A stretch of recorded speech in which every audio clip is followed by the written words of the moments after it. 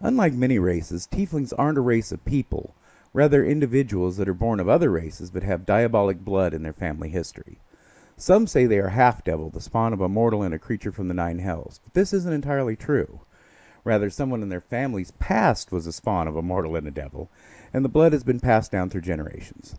As there aren't tiefling nations or communities, tieflings usually find themselves keeping company with members of other races. However, nothing is impossible under the right circumstances, and we're going to tell the tale of 5 tieflings that found themselves united in a common cause.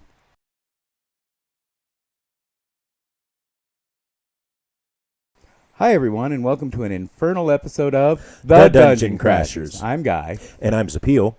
As you can see, the Tieflings won the poll, although the Goblins were a close second. So congratulations to Paintball J. Killa for commenting about wanting the Tiefling party. But don't worry, Seaborn Dan, who commented about wanting a Goblin party. We will be making the Goblin party next and including them in this story.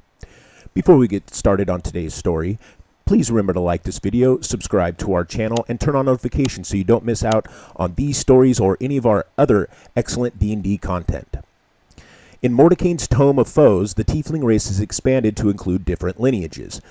The original 5e Tiefling is descended from the devil Asmodeus, but there are other Tieflings descended from other archdevils, and we are going to have each member of our Tiefling party is going to be from a different one of these lineages.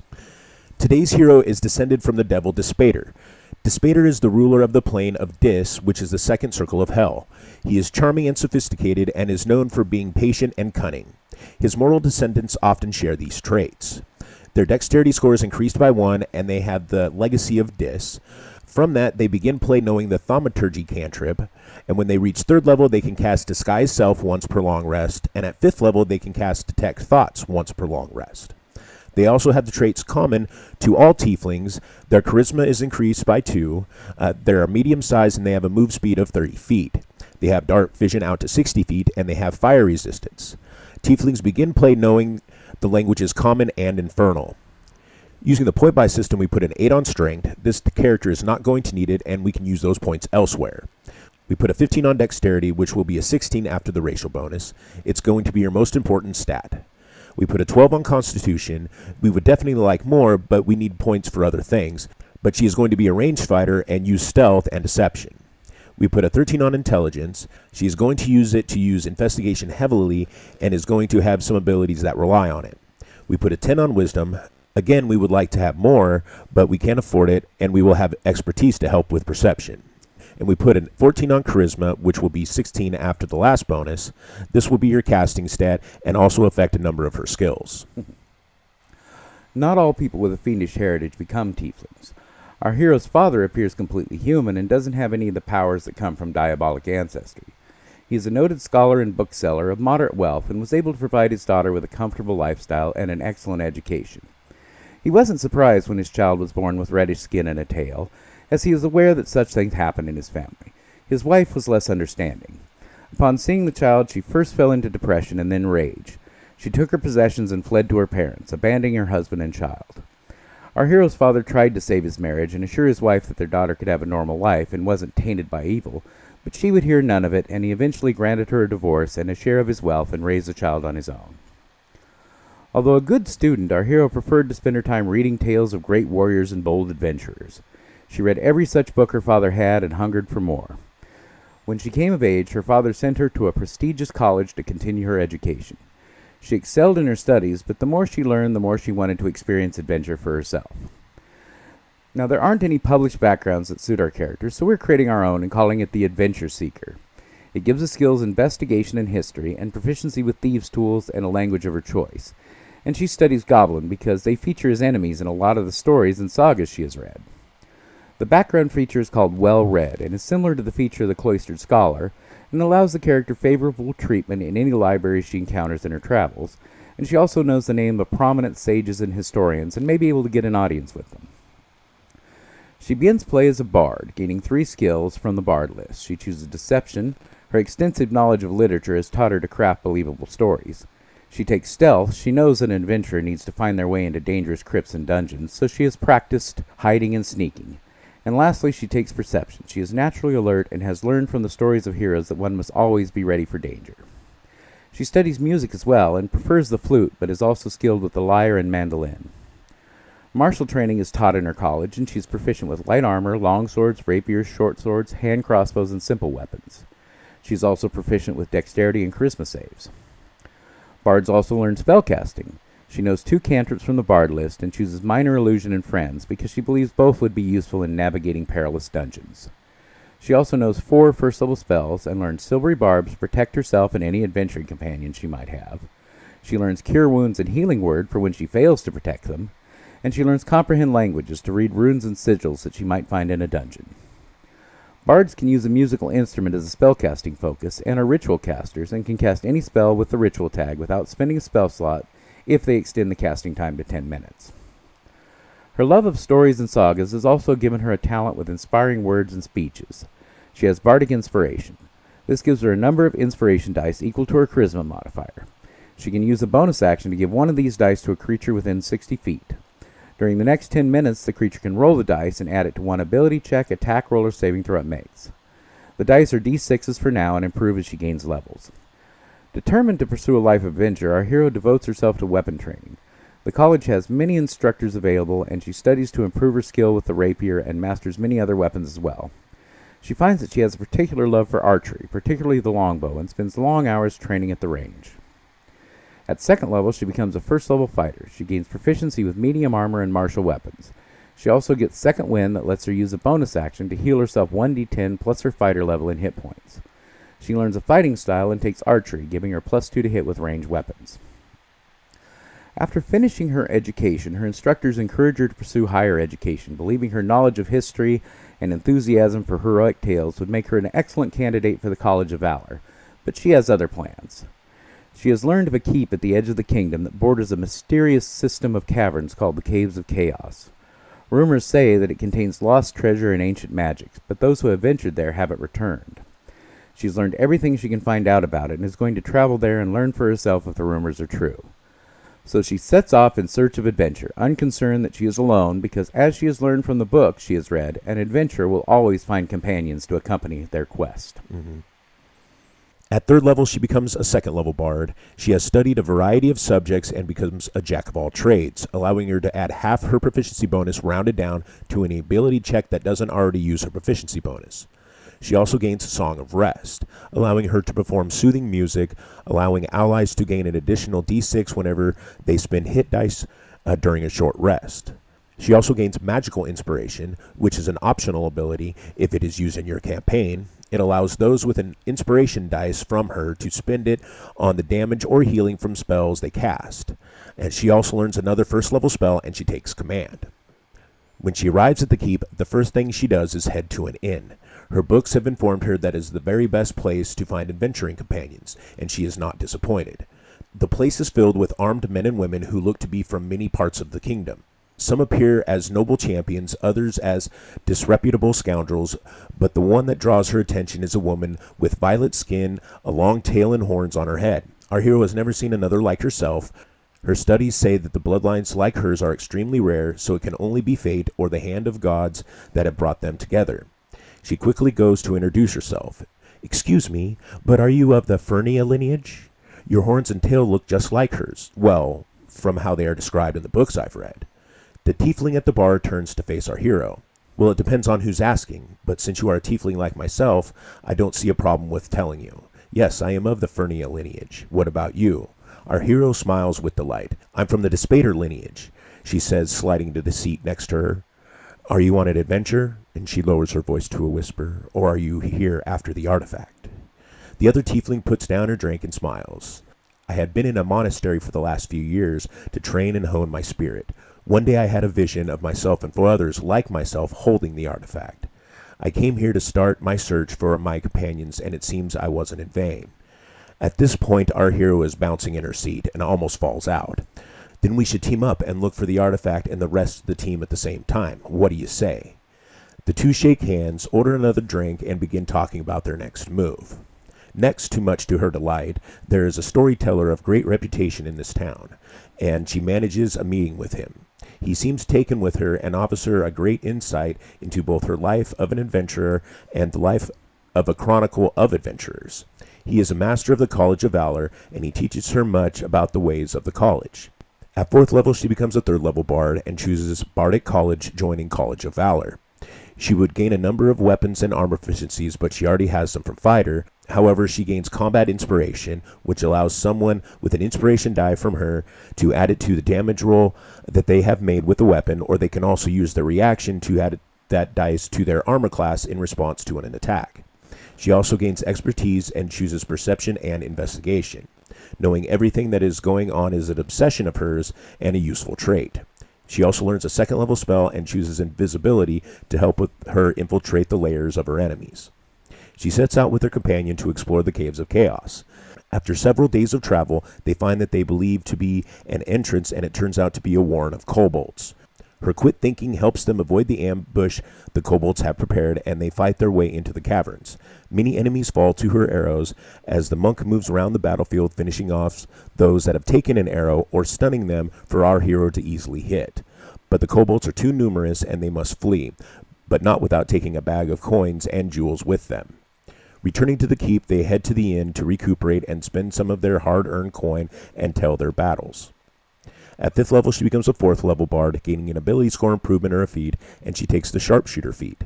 It allows her to ignore penalties for range and partial cover, and she can subtract 5 from her roll when making a ranged attack and add 10 to the damage.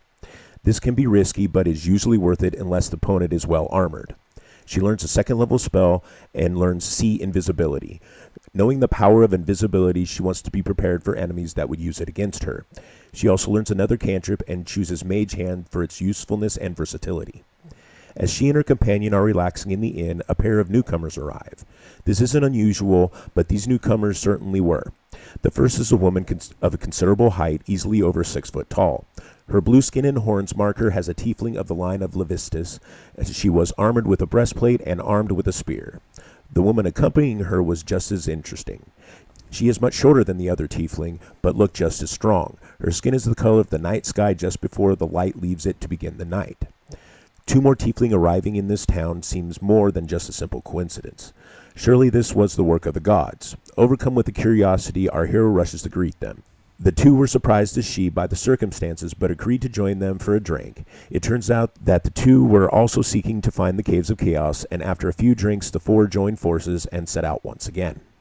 At 6th level, she becomes a 5th level bard. Her inspiration dice become d8s, and she gains Font of Inspiration.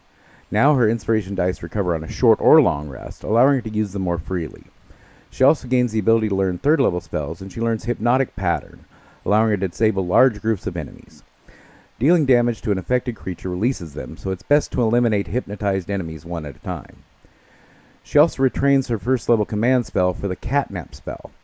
This allows her and her companions to gain the benefits of a short rest in only 10 minutes. Her 2nd wind and Bardic Inspiration both recover on a short rest, so this will give her better endurance.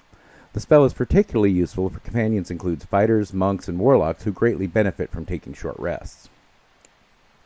With the aid of her new companion, she finds her way into the Caves of Chaos. At first, it just seems to be an elaborate series of goblin lairs. They battle goblins, hobgoblins, and bugbears, as well as gnolls and ogres. Eventually, after fighting their way deep into the caves, they find the true danger here, a cult of demon-worshipping priests and their twisted followers. A great battle ensues, and our heroes are victorious. They recover as much gold and jewels as they can carry, and also the object of the cult's devotion, an artifact consecrated to the demon Loth. It contains great magical power, and our hero wants to see it either locked away or destroyed. At 7th level, she becomes a 6th level bard. She gains the ability of Counter Charm that lets her use an action to perform a song or speech that gives her and any allies that hear her advantage on saves against being charmed or frightened. She learns another 3rd level spell and learns Clairvoyance to help her safely scout for enemies in unfamiliar places. From College of Valor, she gains Extra Attack, allowing her to make 2 attacks instead of 1 when taking the attack action. This is a very welcome boost to her power. Not only does it give her better damage, it also gives her more opportunity to use Sharpshooter. When she only had 1 shot, risking a miss was very dangerous, but with 2 attacks, that risk is less. 1 hit with Sharpshooter is often as much damage as 2 hits without it, so it's frequently worth using Sharpshooter on every attack. While staying at the inn, the companions are awakened to the sound of alarms. Looking out the window, they see parts of the keep burning and goblinkind rampaging through the streets. The heroes arm themselves and rush to defend the town. The battle is over quickly and the defenders are victorious. After helping tend the wounded, she returns to her room to find it ransacked. Some of her treasure was missing, but most importantly, the demonic artifact was taken. The attack must have been a diversion to allow thieves to recover the cursed relic. For the next few weeks, she studies diligently, seeking to learn what she can about the artifact. She learns a little about it and begins hearing rumors of a steading belonging to a hill giant chieftain in the mountains to the north, outside the borders of the kingdom, and rumors of a migration of goblins heading that way. She and her companions decide to seek out this chieftain and recover what was stolen from them, and seek to destroy the thieves who took it. At 8th level, she becomes a 7th level bard and can learn 4th level spells, and she learns greater invisibility. Not only is this excellent for stealth, it can be used in battle, allowing her to engage enemies with her arrows without being attacked in return. After a long journey, they arrive at the hill giant fort. It is unmistakable, a huge log keep with a great door in the timbered walls. They set up camp and await nighttime to attempt to enter. During the night, our hero hears the distant crackle of flame and smells faint smoke. Surrounding herself in invisibility, she moves to investigate. She finds a small encampment with a lone figure sitting near the fire. She moves closer and sees that the figure is not only a woman, but a tiefling as well. Firmly convinced that this can only be the will of the gods, she recklessly drops her spell and announces herself. Surprised, the woman reaches for a weapon, but our hero reassures her that she means her no harm. After some conversation, she discovers that the woman also seeks to invade the hill giant steading. She has heard of the giants and are in league with some greater evil, and she is on a mission to discover what schemes are being hatched. The two women quickly agree to join forces, and after extinguishing the fire and gathering her new friend's possessions, they return to her companions to make introductions. At 9th level, she becomes an 8th level bard, gaining another ability score improvement on her feat, and she takes the Fey Touched feat. It grants her the spell Misty Step, and a 1st level enchantment or divination spell. She can use both spells once per day without using a spell slot, and can cast them with any spell slot she has of an appropriate level. It allows her to increase her intelligence to 14 because odd numbers are bad, and she specializes in knowing things. The 1st level spell she chooses is Hunter's Mark. It allows her to mark an opponent and then add 1d6 of damage with every attack she hits the opponent with. She also has advantage on perception and survival checks to spot or track the target. Since she increased her intelligence, that is the casting set of these spells, but since neither require an attack roll or allow for a saving throw, it doesn't matter. At 10th level, she becomes a 9th level bard. Her Song of Rest improves, allowing her allies to gain an extra d8 hit points instead of a d6. She also learns a 5th level spell and learns Legend Lore, a powerful divination that lets her learn information about important people, places, or objects. Using it, she learns many secrets about the stolen artifact and the hill giant chieftain, but it doesn't let her know what the giant's schemes are or where the artifact is located. At 11th level, she becomes a 10th level bard. Her inspiration die becomes d10s, and she gains Magical Secrets, which are 2 spells of 5th level or lower from any spell list. She takes both from the ranger list. The first is Steel Wind Strike, which lets her teleport around the battlefield, making attacks with her rapier at up to 5 enemies. If she hits an enemy with her melee spell attack, it takes 6d10 force damage. The second spell she takes is Swift Quiver. This is the reason Valor bards should be archers. Rangers don't get the spell until 17th level, and it is powerful even then, but with Magical Secrets she can get it at 10th.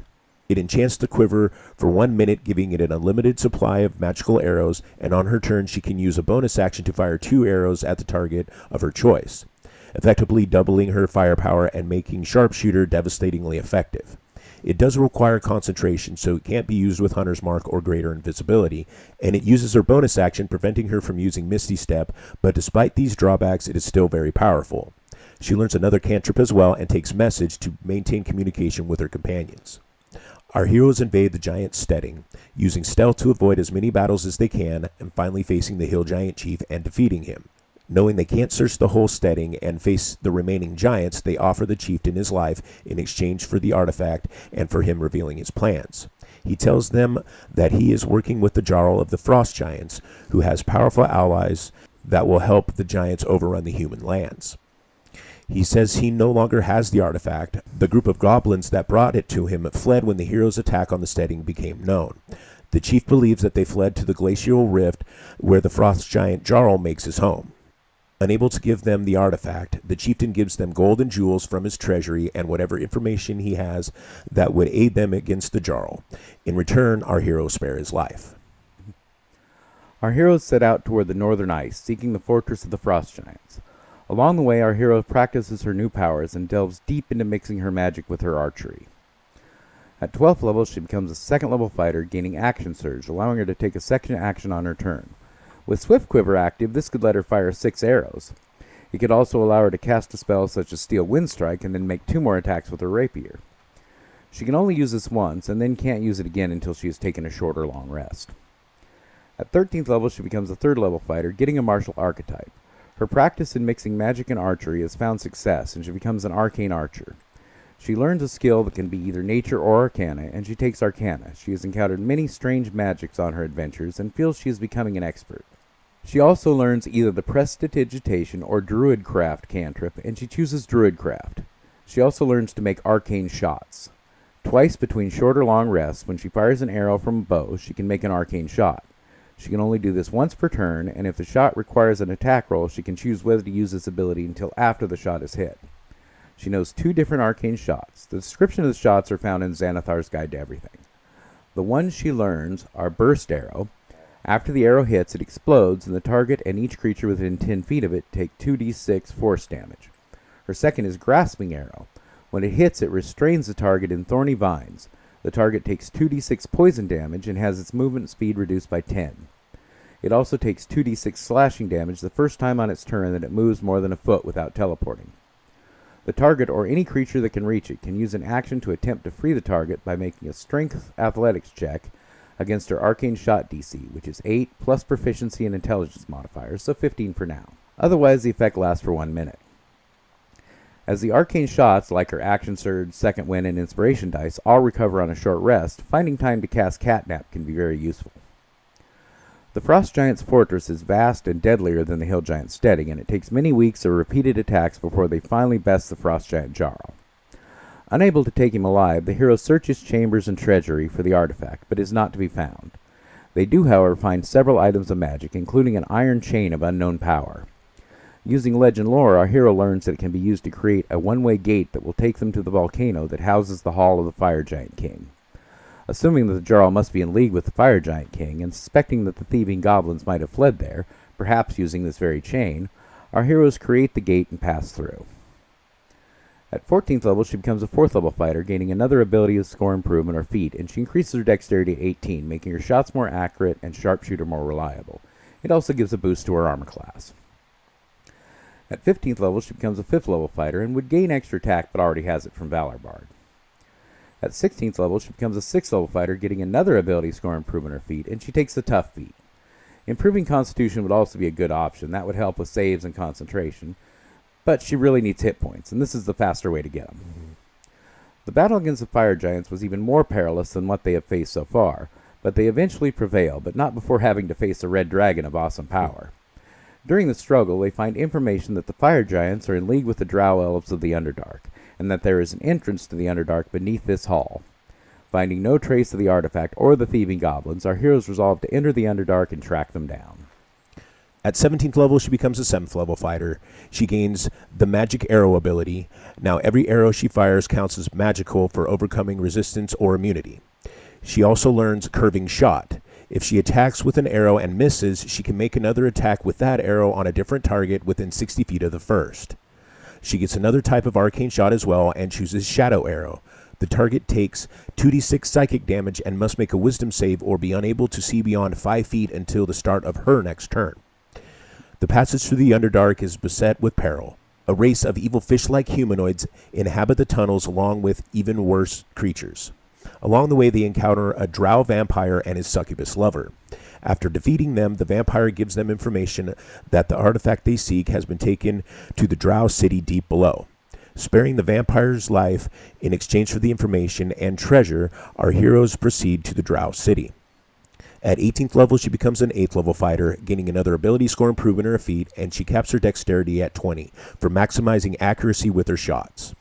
At 19th level, she becomes an 11th level bard, and she can learn a 6th level spell, and she takes Find the Path, allowing her to better guide her companions through the Underdark.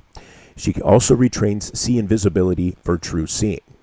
After confronting and defeating the Drow Matron, our heroes discover that once again the goblins have escaped them and have taken the artifact beyond the mortal world, into the abyssal realm of Lolth, the queen of the demon web pits and the goddess of the Drow. Undaunted, our heroes vow to continue their quest and to destroy the demon goddess, recover the artifact, and finally bring the goblins to justice.